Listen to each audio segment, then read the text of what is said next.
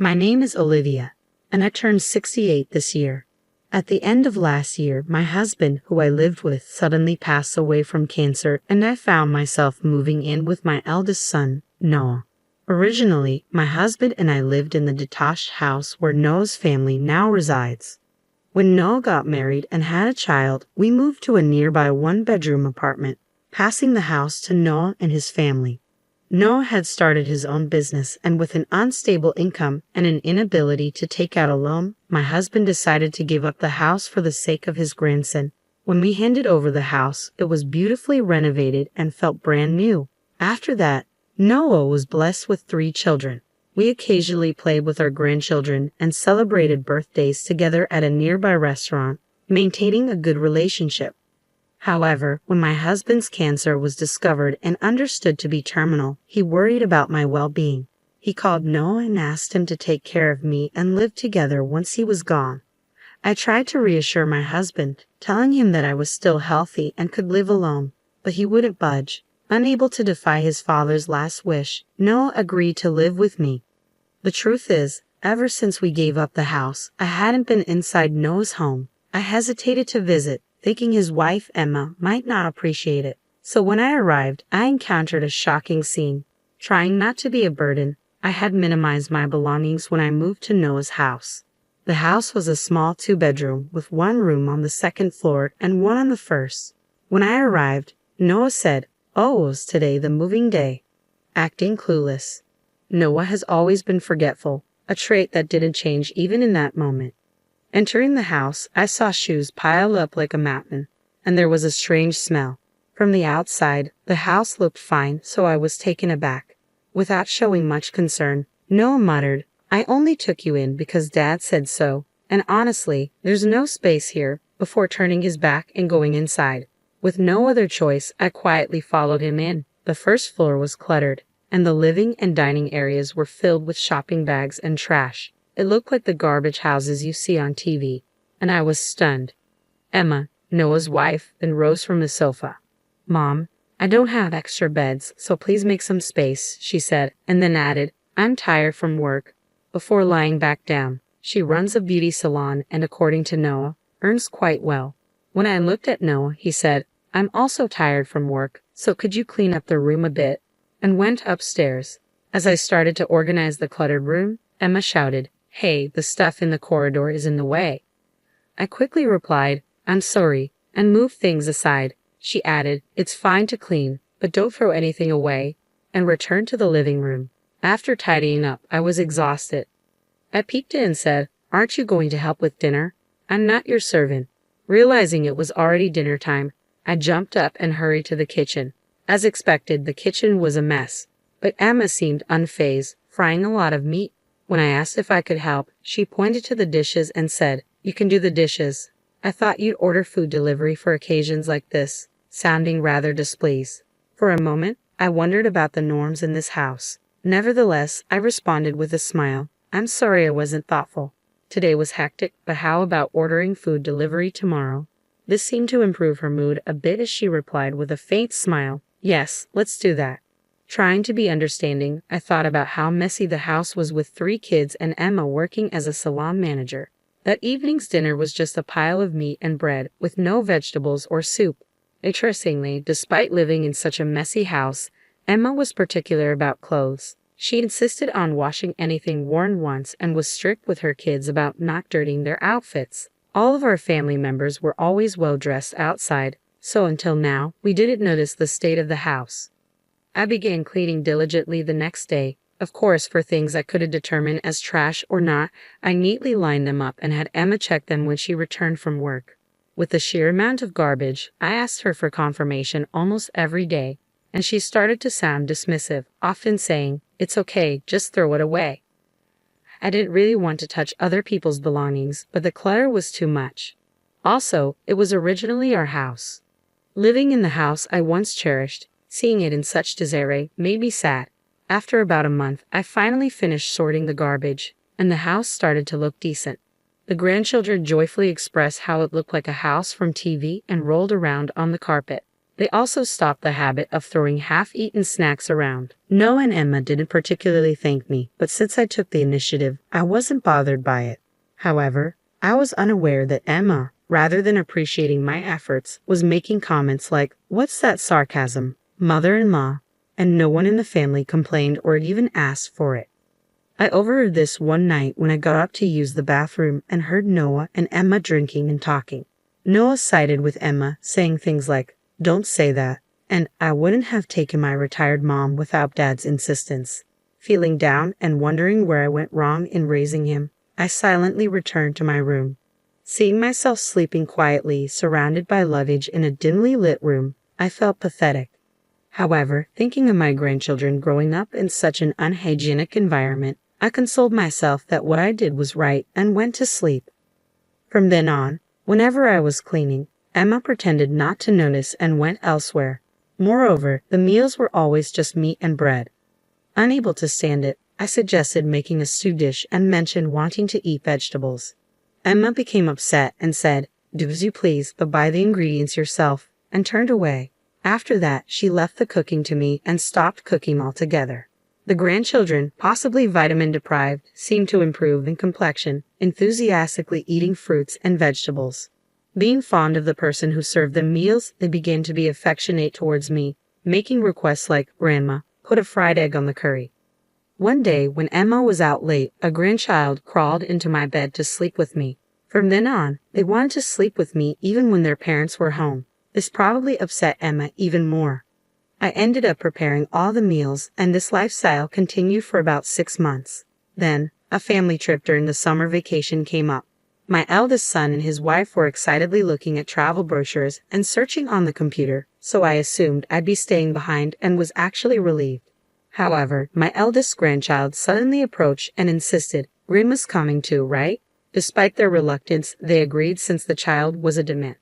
Emma, clearly displeased, tasked me with preparing breakfast boxes and doing laundry, emphasizing that it was the least I could do since I was invited. The trip involved a car journey, but being elderly, I frequently needed restroom breaks, which visibly irritated Noah and Emma. The grandchild who had insisted on my accompanying them started to rush the journey. When Noah reprimanded the child, saying it was their fault, the child began to cry loudly. The car's atmosphere worsened with Emma muttering complaints amid the traffic jam. Upon reaching the amusement park, I distanced myself, saying, "I'll be at the cafe, you all have fun." When the children cheered up and ran to the rides, Emma came back to remind me explicitly to pay for my own expenses. The amusement park didn't seem like a place for an elderly person, and the cafe began to get crowded, so I, feeling guilty, stepped outside and mindlessly sat on a bench. Though I had worn a hat as a precaution, the midsummer sun was harsh. Before I knew it, I found myself in the amusement park's medical room. I overheard my elder son and his wife being scolded by someone who looked like a doctor. "How can you just leave an elderly person alone like that?" It seemed I had a mild heat stroke. Usually, I'd be fine, but having prepared lunch and done laundry from early morning, followed by the long ride, had taken its toll. I must have been more exhausted than I realized. My eldest son and his wife looked clearly upset and decided to head back to the hotel with me. After checking in and leading me to the room, they told me, "Please don't cause any more trouble. We shouldn't have brought you. We'll be out playing tonight.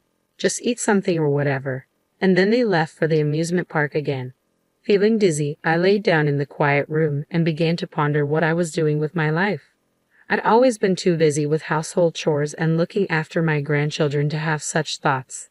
This vacation was clearly not planned with my well-being in mind. Despite having forced me to prepare meals and do laundry early in the morning, there was no concern shown for my health after I fell ill.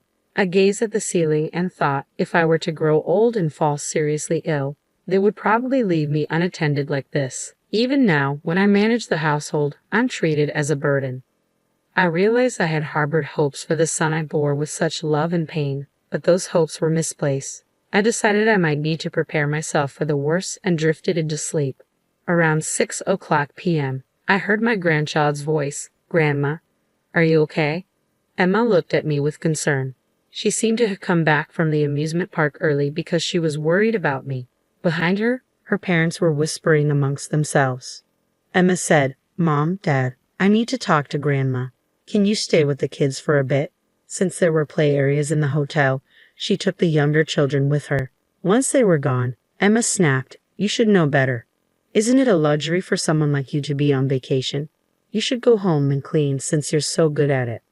The trip was planned for 2 more days, including visits to the amusement park, botanical gardens, and museums.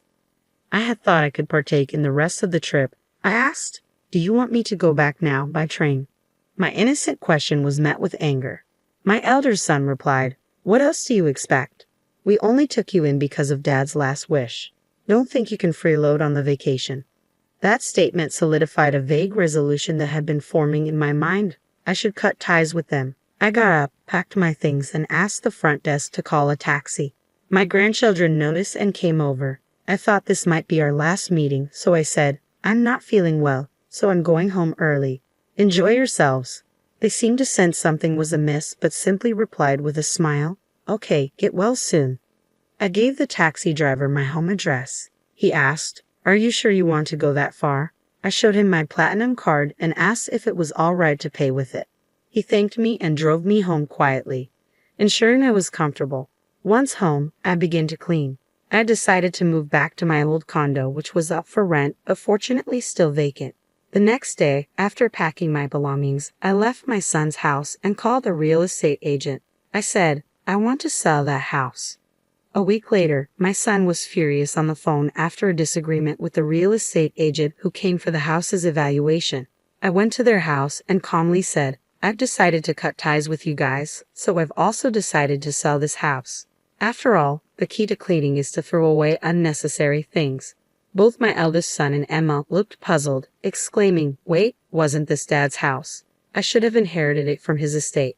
This is supposed to be my husband's property, right? What the hell are you doing? Have you lost your mind?" I sighed and asked my eldest son, "You say you inherited it through the estate. Do you remember changing the ownership of this house?" He hesitated. "No, but I just assumed it became mine." "That's not the case," I said. I replied, "Because this house is under my name." The two of them looked baffled, asking, "What do you mean?" "That's what I mean," I continued. "Also, prepare yourself because I'm going to stop the financing to your company." Financing? What are you talking about? My son's forgetfulness had always been a problem, but this was truly astounding. "Don't you remember?" I asked. "Every month I've been transferring money to your bank account. It was under the agreement that you'd use it for business expenses." Noah turned pale and stammered, "I thought that money was what Emma earned." Emma was also shocked and confronted Noah, "You weren't the one earning it." When Noah and Emma got married, he didn't have enough capital, so being fond of my grandson, I decided to provide financing. Since it would likely be considered an inheritance if it was under an individual's name, I set up a personal asset management company to make the investment. I believed I had explained it to Noah properly. However, since he started his business around the time he got married, as time passed, he must have mistaken it for Emma's income. Coincidentally, the name of the company sounded similar to Emma's beauty salon, which probably added to the confusion. Noah then suddenly exclaimed, "Wait, there were investments even after Dad passed away. So it's not Dad's company." "I've been telling you, I'm the CEO of that company," I responded. Noah was stunned, looking at me as if a vision had just been shot. Emma was equally shocked, her mouth agape. I kept silent because I didn't want to interfere, but now things have changed, I explained. "I didn't want to tarnish your father's reputation, but the one who had the assets was me," I continued. "My parents were wealthy. We got married almost against my parents' wishes. Noah, you never met my parents, but over time, we reconciled, and I inherited their assets when they passed. This inheritance was considered personal property, so it didn't become joint property with your father." Noah exclaimed, "Wait, what? Hold on, wasn't it something Dad had?" "As I've told you repeatedly, your father had almost no inheritance," I replied. It was natural to assume that one would inherit from their father, so knowing Emma's confusion was understandable. However, thinking one would inherit without any formal procedures makes me doubt my son's intellect. Initially, the reason Noah started his business was that he'd get fired wherever he worked. Noah would say, "They just don't see my worth." We weren't sure how to help, but we thought that letting him have free rein with the inheritance wouldn't end well, so we kept providing capital and loans. Noah mistakenly thought of it as Emma's income and used it for living expenses and his business. Meanwhile, Emma's beauty salon business wasn't going well, and she had almost no income.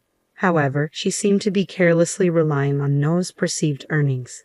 Noah said, "I thought I was going to inherit this house. I always listened to what Dad said." Emma exclaimed, "Wait, wasn't this house under your name? The renovation was finished, so I thought you bought it." Emma, spitting in anger, glared hatefully at Noah. I was utterly exasperated with the two of them. "From now on, you two will have to handle your own matters," I declared, preparing to leave. Just then, Emma grabbed my shoulder tightly. "Mother-in-law," she trembled, "don't you care about your precious grandchildren?" Coldly, I replied, "We can choose our parents. I may have made mistakes raising my child, but indulging you further won't be good for my grandchildren either." With that, I left. Behind me, Noah and Emma were bitterly blaming each other. "It's your fault. What about you?" In the end, the house was sold. Lacking operational funds, Noah's business went bankrupt shortly after, and the couple divorced. Neither of them wanted custody, so I became the guardian of their children. As for Noah and Emma, they disappeared, and I have no idea where they are or what they're doing.